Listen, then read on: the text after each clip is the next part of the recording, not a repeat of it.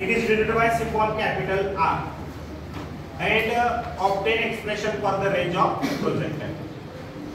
Body is projected with initial velocity u, making an angle theta with the horizontal. Then range of projectile is given by formula. R is equal to u square sine 2 theta divided by g, named as equation number 1. For the maximum range, theta, that is sin theta, याची value 1 मिळाला पाहिजे. Means हा पूर्ण म्हणजे theta आहे. sin theta 1 याचा अर्थ 2 थीटाची व्हॅल्यू 90 असायला पाहिजे. म्हणजे थीटा जर हे 2 इकडे आणलं तर डिवाइड होत जाईल. हे थीटा किती मिळेल? 45 डिग्री मिळेल. म्हणजे मॅक्सिमम रेंज कधी मिळेल? जर अँगल 45 डिग्री असेल तर मिळेल. Put these values, that is 2 theta 90 in equation number 1 इथे टाकायचे. काय मिळेल? That is R is equal to u square sin 90 divided by किती? C. आता याचंच मिळेल u square into 1 divided by g, कारण sin 90 किती 1.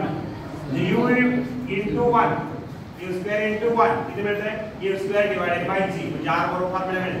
काय? u square upon g. Equation number किती मिळेल? 2. If body is projected, जर समजा बॉडी 90 डिग्री ने प्रोजेक्ट होत नाही, दुसराच अँगल आहे, दुसरा अँगल आहे, थीटाची व्हॅल्यू वेगळी आहे, π/2 - थीटा. जर थीटाची व्हॅल्यू π/2 - थीटा इथे वापरली इक्वेशन 1 मध्ये, तर इथे ठेवली किंमत, तर हे सॉल्व केलं तर किती मिळतंय? हे 2 ने आतमध्ये मल्टिप्लाय केलं तर हे 2 ला 2 कॅन्सल होतं, म्हणजे पाय राहतं. हे पाय बरं 2 * थीटा 2 थीटा, म्हणजे फॉर्म्युला मिळेल काय? r डॅश नवीन रेंज मिळेल u square sin π - 2 theta divided by c. Equation number किती मिळेल? इक्वेशन 3.